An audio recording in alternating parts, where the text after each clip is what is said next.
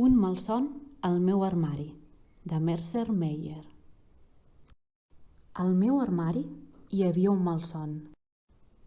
Abans d'anar-me'n a dormir, sempre tancava la porta de l'armari. Em feia por girar-me i mirar enrere.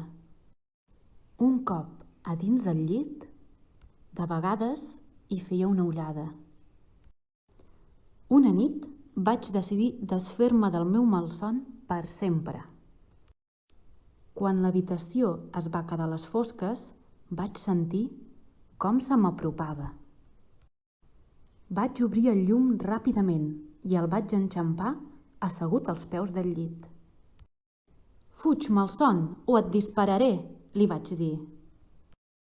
I li vaig disparar. El meu malson es va posar a plorar. Jo estava enfadat, però no gaire. «Calla, malson, que despertaràs el pare i la mare», li vaig dir. Però com que no parava de plorar, el vaig agafar de la mà, el vaig ficar al meu llit i vaig tancar la porta de l'armari. Crec que ara hi ha un altre malson a dins l'armari, però el meu llit no és prou gran per a tots tres.